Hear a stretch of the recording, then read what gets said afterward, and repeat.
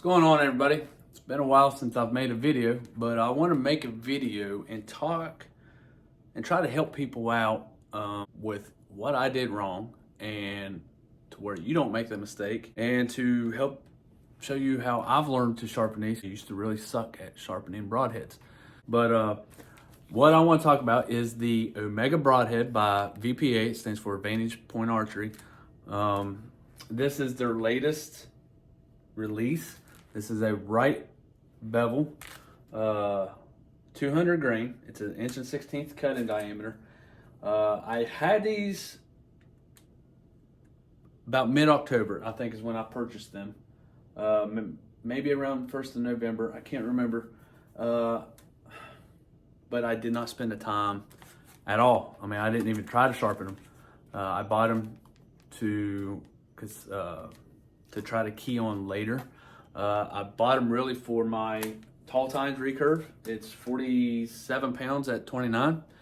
And with the single, what I thought was the single bevel, I thought it would be good for that to help get a good penetration. But I can tell you going forth, they will always be on no matter what bow I'm shooting, whether it's my stock or longbow or my tall tines recurve. These will probably always be my broadhead because these things are so easy to get sharp. It's not even funny. I really think a monkey could do it in 3 minutes. But what I was doing wrong, and I'll see if I could show you. See this, the bottom side here.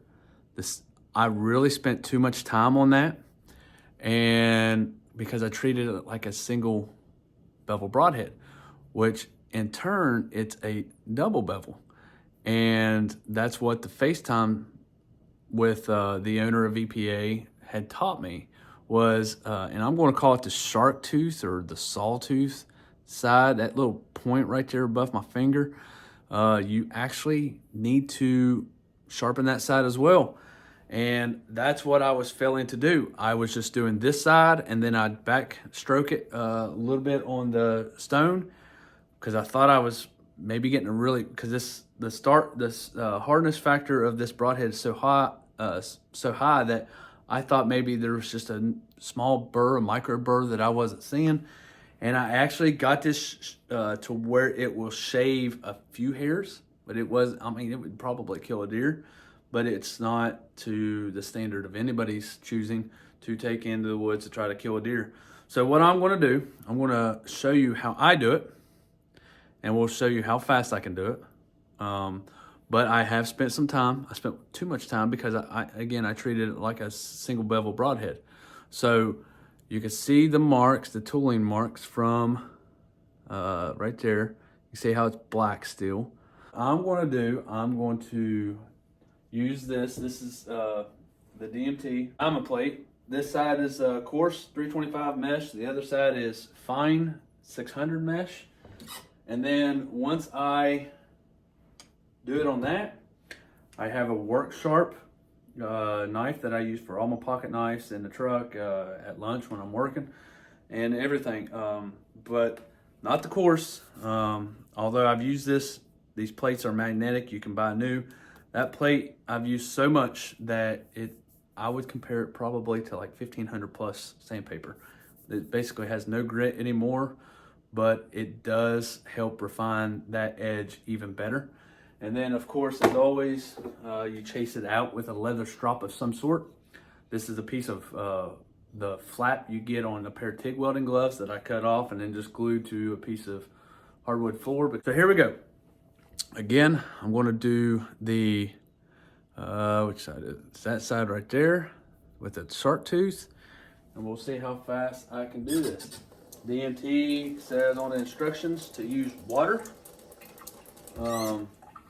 with the sharpener, water or dry, not to use any oil whatsoever.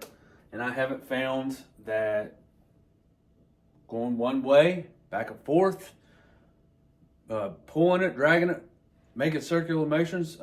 Gary Phillips, I think is his name, with Instinctive Addiction. If you don't follow his YouTube channel, the guy is a mountain of knowledge, and he has a gift in sharing what he learns in his experiments. He loves to experiment, and I find that anytime somebody is knowledgeable, I'm naturally drawn to want to absorb what they've learned into my own mind. He says in his video he makes circular motions.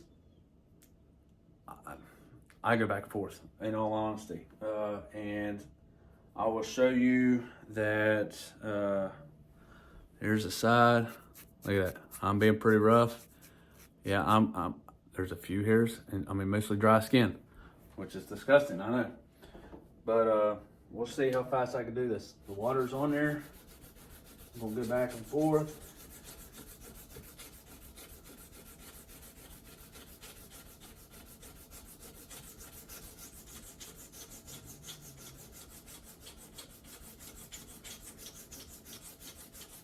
What I'm doing, I want to see it's all black right now. Along that top of that bevel or top of the blade, I want to see like this side right here. See how it has how it's shiny? I've already done that side. So I'm gonna make this side do the same thing. It's more or less, I'm using the paint from the factory, like you would a Sharpie, how people say to put a Sharpie mark on it. I'm not pushing a whole lot, but I am putting a little bit of pressure on it. Dab that water off. All right, it's starting to get shiny.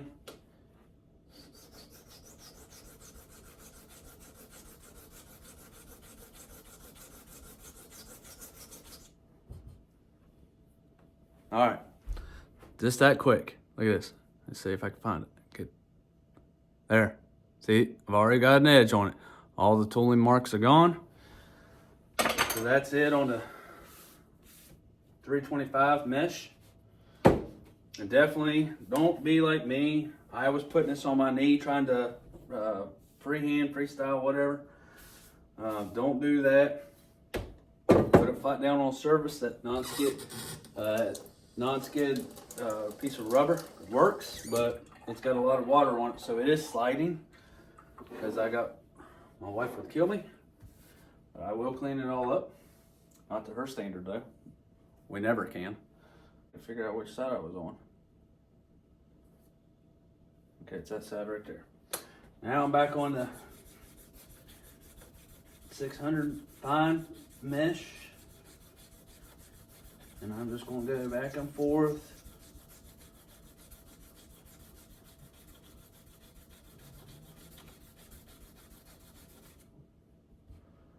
Clean off the water. Get a good check.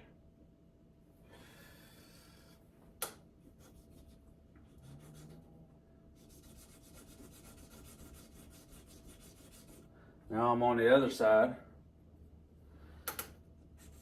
Now back to the sharp tooth side.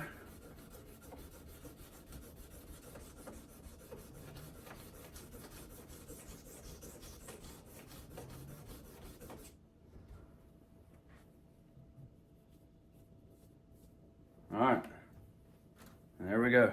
I mean, right now, listen, you can hear it cutting hair. And look, there's already hair on it. That's without the finer grit. So I'm gonna put that up there. Same thing, get a little bit of water. I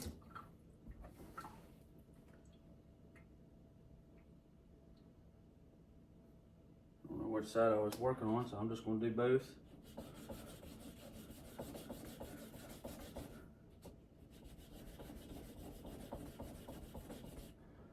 Back and forth.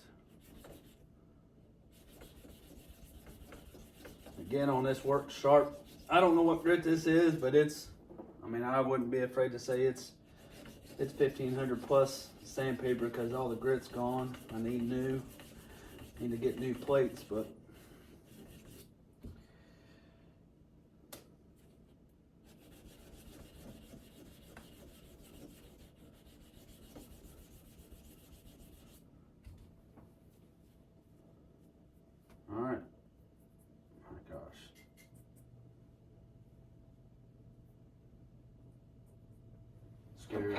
Scary sharp. Now 2, 3, 4, 5, 6, 7, 10. 1, 2, 3, 4, 5, 6, 7, 10. 1, 2, 3, 4, 5. 1, 2, 3, 4, 5.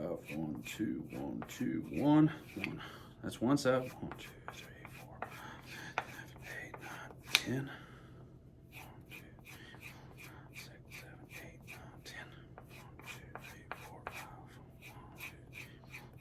1, 2, 1, 2, 1, and 1. It's just what I always do. Don't know why. Well, let me show you. All right, here we go. Listen to that. I ain't got much hair on there because I shaved everything. So there's one side. And look at the hair. So there you go. It is that easy. Again, all I used was the, as you can see, 325 coarse mesh. Flip it over. You got the 600 fine mesh. Use that. I chased it out on the Work Sharp smooth side, which I don't know how smooth it is, but it's smooth. Not the coarse, that's the coarse. And then strop it. And it is literally that simple. And I can tell you, these broadheads are a little on the pricey side, which a lot of broadheads like Day 6, iron wheels, they're all a lot of money. But today's society, that's the way everything's gone. But the thing I love about this, I listened to the owner on the podcast. I think it was the Broken Arrow podcast. I love the Broken Arrow podcast. But they, shout out to them guys, by the way, for hosting and always doing a good podcast. But they had VPA on, and he said he was approached by an individual, and they told him that his broadheads were too indestructible, and that for money's sake and profitability, he needed to make his broadheads more destructible. And his response was that his faith in Jesus Christ and God, that he is not going to put $1 in front of his judgment seat one day, because one day he will have to stand before God. So he is not going to rip people off and to make $1. And you know, he sleeps peacefully knowing that. And I can tell you, they stand behind the product. After especially my FaceTime session that I learned, don't quote me, I'm not sponsored. I just believe in the product. I invested in it because this is a broadhead that you can kill deer and literally probably hand it down to your grandson one day and say, here son, take it hunting. Because this thing is a hunk of metal. It's not going nowhere.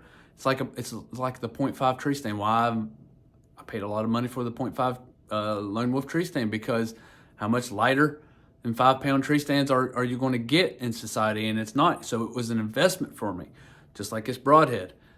It's an investment, and I support it.